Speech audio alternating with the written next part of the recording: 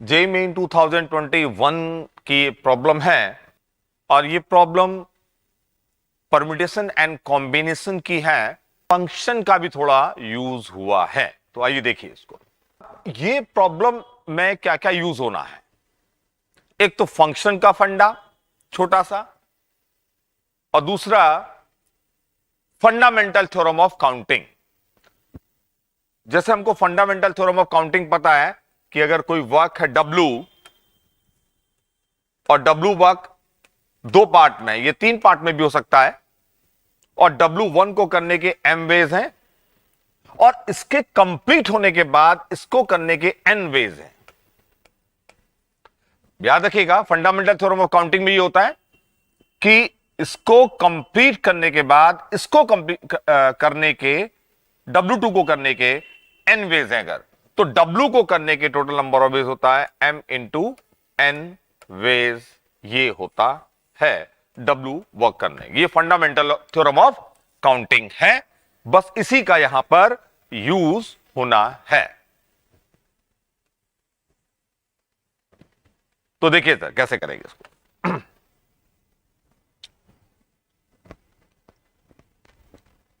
S ये set है और ये फंक्शंस हैं फ्रॉम S टू S, मतलब डोमेन भी S होगा और इसका को डोमेन भी क्या है, S है। मतलब रेंज जो होगा वो S का ही सबसेट होगा। तो कितने फंक्शंस बनेंगे such that f into M N is equal to F M into F N for every M N belonging to S। ठीक है, ये यहां पर अगर ये फंक्शन लेंगे एफ एक्स, तो कितने फंक्शन उनके पता करना है। तो इसमें x की वैल्यू आप 1 2 3 4 5 6 7 रखोगे, यही रखोगे। जैसे मैंने अगर इसमें x को 1 पुट कर दिया तो f1 क्या होगा। अब देखिए f1 क्या होगा, इस कंडीशन को फुलफिल करना है। तो मैंने अगर m और n दोनों को 1 पुट कर दिया तो आ जाएगा f1 into 1 f1 into f1, और यहां से आएगा f1 is equal to f1 square, और यहां से f1 की दो वैल्यूज आएंगी 0 एंड 1, दो वैल्यूज होंगी 0 एंड 1। लेकिन f1 क्योंकि देखिए रेंज में, क्योंकि रेंज भी जो होगा वो S का सबसेट होगा, तो f1 की वैल्यू 0 नहीं हो सकती है, f1 1 हो सकता है, तो इसलिए मैंने 0 हटा दिया। तो f1 की वैल्यू जो होगी 1 होगी, f1 1 होगा। अब आइए कि f2 क्या होगा भाई, f2 के बारे में सोचें। अब f2 क्या होगा यह देखना है, तो इस कंडीशन को सेटिस्फाई करना चाहिए f2 ने। तो अब यहां कुछ भी कर ले भाई, f2 देखना मुझे, तो m और n दोनों को मैंने एक को 1 रखा, एक को 2 रखा। जैसे m को 2 रख दिया और n को 1 रख दिया, तो यहां से ये f2 is equal to f2 f1 आ गया, और f1 1 है, तो ये तो ऑलवेज सेटिस्फाई हो जाएगा। तो यहां से f2 के बारे में कोई कंक्लूजन नहीं निकलेगा, तो अभी इसको छोड़ देते हैं। अब आइए f3, ऐसे ही f3 भी अब निकालोगे तो यहां से कोई कंक्लूजन नहीं निकलेगा, क्योंकि आप m को 3 रखा, n को 1, तो फिर अगेन आ जाएगा f3 इक्वल टू f3, वो तो ऑलवेज ट्रू है, तो f3 के बारे में पता ही नहीं है अभी। अब आइए f4, अगर मैं f4 निकालूं, इसका यूज करूं, तो मैं m और n, ठीक है, या ये कर सकता हूं दोनों को 2 ले लूं। अगर दोनों को 2 लिया तो f4 is equal to f2 into f2 आएगा। और अगर मैं एम एन दोनों एम और एन को एम को 4 एन को 1 ले लूं, यहां से F4 is equal to F4 F1 आएगा, जो कि ऑलवेज ट्रू है। तो क्योंकि F1 1 होता है, F1 1 है, तो इसलिए मैंने F4 निकालने के लिए ये लिया अगर, तो आया F4 is equal to F2 into F2। अब क्योंकि F4 जो होगा इन्हीं में से कोई नंबर होगा, और यहां से पता चल रहा है कि F4 जो होगा F2 स्क्वायर, तो परफेक्ट स्क्वायर होगा, और यहां पे परफेक्ट स्क्वायर दो हैं, 4 एंड 1। इसलिए इसकी वैल्यू या तो 4 होगी या 1 होगी। मतलब F2 की वैल्यू जो होगी वो 2 होनी चाहिए या 1 होनी चाहिए। इसका मतलब F2 2 होगा या 1 होगा। तो अभी मैं F2 को 2 ले रहा हूं, F2 को 2 ले रहा हूं। यहां से आया कि F2 की वैल्यू या तो 2 होगी या 1 होगी। अगर F2 1 हो जाएगा तो F4 1 हो जाएगा। ठीक है, तो F2 या तो 2 होगा या 1 होगा। और F2 अगर 2 है, F2 अगर 2 है तो F4 कितना होगा? 4 होगा। तो F4 4 हो जाएगा। ठीक है, लेकिन ये देखिए Fx1 F2, F2 को अगर मैं 1 लूंगा, F2 को 1 लूंगा तो F4 1 आ जाएगा। F2 अगर 1 होगा तो F4 क्या होगा? 1 होगा। अब आइए F5 के बारे में। F5 के बारे में वो तो ऑलवेज 2 आएगा, कोई दिक्कत नहीं है। F6 F7, F6 जो होगा, भाई देखिए F5 में तो अगर रखोगे ना M को 5 N को 1, तो F5 is equal to F5 always 2 है, तो वो तो ऑलवेज 2 आ जाएगा। तो F3 तो भाई जो आपका है ये भी ऑलवेज 2 होगा। कुछ भी आ सकता है, 1 से लेकर के 7 कुछ भी हो सकता है। F5 भी 1 to 7 कुछ भी हो सकता है, लेकिन नहीं, अभी F3 के बारे में कुछ नहीं करें, क्योंकि F6 जब निकालेंगे तो मैंने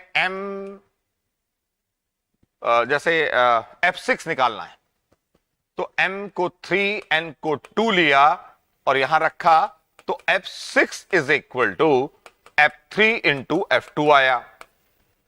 ये सेटिस्फाई होना चाहिए।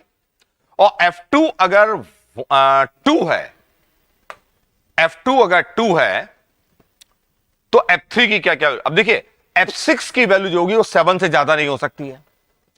तो F2 अगर 2 है तो F3 की जो वैल्यूज हैं वो 1, 2 या 3, 4 नहीं रख सकते। अगर 4 रखा तो 4 इंटू 2 कितना हो जाएगा? 8, लेकिन 8 यहां नहीं है। इसका मतलब F2 अगर 2 है तो F3 की 3 वैल्यूज पॉसिबल है। कौन कौन सी? 1, 2, 3, ये पॉसिबल है। ठीक है, अच्छा अब आइए F, हां, और अगर F3 1 2 3 है तो F6 क्या होगा? अगर F3 1 होगा तो F6 क्या होगा? 2। F3 2 होगा तो F6 क्या होगा? 4। F3 3 होगा तो F6 क्या होगा? 6। तो F6 की जो वैल्यूज होंगी वो 2, 4, 6। अगर F3 1 होगा तो ये 2 होगा, F3 2 होगा तो 4, F3 3 होगा तो F6 क्या होगा? 6 होगा। और F7 तो आप कुछ भी रख लो, 1, 2, 7 कुछ भी हो सकता है। ये है। अच्छा, एक बात ध्यान रखनी होगी कि F3 के तीन तरीके हैं, लेकिन F3 ये काम हो जाए, F3 की वैल्यू अगर मैंने ले ली 1, F3 की वैल्यू कोई भी ले लें, अगर हम ये वर्क कर लें F3 बनाने वाला, तो उसके बाद F6 को करने के एक ही तरीका होगा। क्योंकि F3 को करने के अगर जैसे F3 ले लिया 1, तो F6 के लिए मेरे पास एक ही चॉइस होगी, और वो कौन सी चॉइस होगी कि 2। तो F3 को करने के बाद F6 को करने का केवल एक ही तरीका होगा। F3 को 2 लिया तो F6 को करने का एक ही तरीका होगा कि 4। मतलब यहां पर अगर ये 2 है तो ये 4 होगा। ऐसा नहीं होगा कि ये 2 है अगर तो F6 2 और 6, नहीं, ये नहीं हो सकता। F3 अगर 2 होगा तो F6 की वैल्यू कल 4 होगी। F3 अगर 3 होगा तो F6 की वैल्यू क्या होगी, 6 होगी। तो जो फंडामेंटल थ्योरम ऑफ काउंटिंग है ना, उसमें है क्या कि एक काम W1 को किया, उसके बाद W2 को करने के तरीके क्या है, अगर n है after the completion of W1, तो F3 को करने के बाद इसको करने के टोटल तरीके क्या होंगे, 3 नहीं होंगे, 1 होगा। क्योंकि जब ये कर लिया तो ऑटोमेटिकली ये सेलेक्ट हो जाएगा। क्लियर है? अच्छा, और लेकिन जब F1 को 1 लेंगे ना, F1 को 1 लेने के बाद F2 के 2 तरीके हैं, एक इधर एक इधर। अभी मैं इसको अलग लूंगा, लेकिन F1 को करने के बाद F3 को करने के 3 तरीके हैं। F1 को 1 लिया, लेकिन F3 को मैं 1 भी ले सकता हूं, 2 भी ले सकता हूं, 3 भी ले सकता हूं। मतलब F1 को करने के बाद इसको करने के 3 तरीके हैं। और F7 या F5 को करने के 7 तरीके हैं। चाहे आप कुछ भी ले लो, F5 में कुछ भी रख दो, मतलब यहां ये हो जाए, ये हो जाए, ये हो जाए, ये हो जाए, उसके बाद F5 में कुछ भी रख दो, 1 to 7। ठीक है? तो ऐसे कितने फंक्शंस होंगे, पहले देखिए ये फंक्शंस कितने होंगे जिनमें F1 1 है, F2 2 है, F3 क्या है, या तो 1 या 2 या 3 है। कितने होंगे? देखिए, F1 काम करने का एक तरीका है, fundamental theorem of counting. F2 को करने का एक तरीका है 2, F3 को करने के 3 तरीके हैं, F4 को करने का 1 तरीका है, F5 को करने के 7 तरीके हैं, F6 को करने के 3 नहीं है, क्योंकि अगर आपने F3 कर लिया उसके बाद F6 की केवल एक चॉइस है बस। क्योंकि F6 किस पे डिपेंड करेगा, F3 पे। F3 अगर 1 हो गया तो F6 क्या हो जाएगा, 2 हो जाएगा। अभी प्रूव किया है। तो F3 को करने के बाद F6 को करने का केवल एक तरीका है, लेकिन F7 को करने के टोटल कितने तरीके हैं, 7। ये फंक्शंस आ गए जिनमें F2 2 है, F1 1 है। अब मैं ले रहा हूं वो फंक्शंस जिनमें F1 1 है, F2 2 है, F2 1 है। देखिए इधर F5, F6, F7। देखिए F2 अगर 1 है तो मैं अगर F6 निकालूं, यहां अगर 1 रख दूं, मैं 1 रख दूं F2 को, F2 अगर 1 होगा, F6 निकालना है, तो मैं F3 को 1 से लेकर के 7 कुछ भी रख सकता हूं। अगर 1 रखा तो ये कितना आ गया, 1। इसको अगर 2 रखा तो 2 into 1 क्या, 2 आ गया। 3 रखा तो 3 आ गया।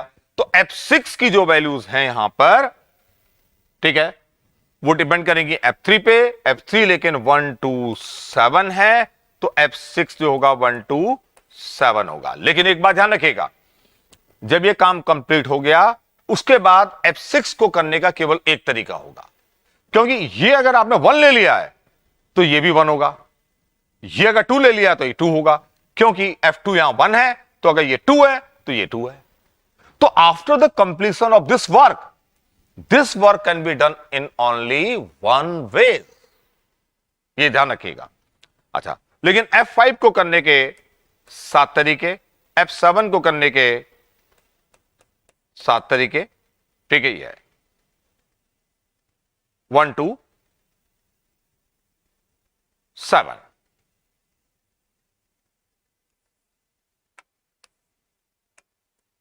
वन टू 7 कुछ भी हो सकता है। तो कितने फंक्शंस होंगे ये? ये काम करने का एक तरीका, ये काम करने का एक तरीका, इस काम को करने के F3 के टोटल 7 वेज, F4 के 1 वेज, F5 के कितने होंगे? 7 वेज, लेकिन F6 के केवल एक तरीका होगा। क्यों? क्योंकि F3 और F6 बराबर होंगे, ये दोनों इक्वल होंगे। कि अगर मैंने F6 को F3 डिसाइड कर लिया है तो उसके बाद F6 वही आएगा, क्योंकि F2 अगर 1 है तो F3 और F6 क्या होंगे? इक्वल होंगे। तो इसको करने के बाद इसको करने के केवल एक तरीका। लेकिन यहां पर देखिए F5 और F7 का इक्वल होना जरूरी नहीं है। मतलब यहां पर अगर 1 ले रहा है तो यहां पर 2 भी ले सकते हो, 1 भी ले सकते हो, 3 भी ले सकते हो। तो इसको करने के 7 तरीके होंगे, ठीक है। बिल्कुल ऐसे यहां पर भी है कि ये F3 और F6 जो होगा वो 2 टाइम्स F3 होगा। क्या होगा? 2 टाइम्स F3 होगा यहां पर, ठीक है। क्योंकि यहां पर F2 जो है 2 है, F2 अगर 2 होगा तो 2 टाइम्स F3 होगा, 2 टाइम्स F3 F6 होगा, ठीक है। ये तो F3 करने के बाद F6 की एक ही चॉइस है। F3 अगर एक वैल्यू रखोगे तो F6 की एक चॉइस। तो ये कंप्लीट होने के बाद इसको करने का एक तरीका। अब यहां पर इसको करने का इसको 7, इसको 1, इसको 7 और इसको करने का एक ही तरीका होगा अगर F3 कर लिया है और उसके बाद ये 7। तो फंडामेंटल थ्योरम ऑफ काउंटिंग से देखिए ये आ रहा है कि या तो ये केस होगा, इस केस या तो ये होगा या तो ये केस होगा। F1 1 है, अब F2 की वजह से F2 अगर 2 है और F2 का 1 है, उससे क्या हो रहा है कि F6 में फर्क पड़ रहा है, F3 की वैल्यू पर दोनों में अलग अलग आ रहा है। तो ये केस अलग, या तो ये F2 2 होगा या F2 1 होगा, इन दोनों में से एक केस है। तो यहां पर कितने फंक्शंस बनेंगे? ये फंडामेंटल तो ये आया, और यहां कितने फंक्शंस बनेंगे? इतने आया, और दोनों के बीच में और है, या तो ये या ये। इतने फंक्शंस इधर आए, इतने फंक्शन इधर आए, और है तो आप ऐड कर दीजिए, तो दोनों को ऐड कर दीजिए, तो नंबर ऑफ फंक्शंस जो होगा यहां से देखिए ये आ रहा है 7 स्क्वायर, 3 इंटू 7 स्क्वायर, और ये है 7 क्यूब, और यहां 7 स्क्वायर कॉमन, 3 प्लस 7, और ये हुआ 10, और ये 490 is the answer. This is the answer. यहां पर बस ये बात ध्यान रखने वाली बात है कि F3 को करने के बाद F6 को करने का एक ही तरीका होगा after this work has been done, ठीक। Okay, bye.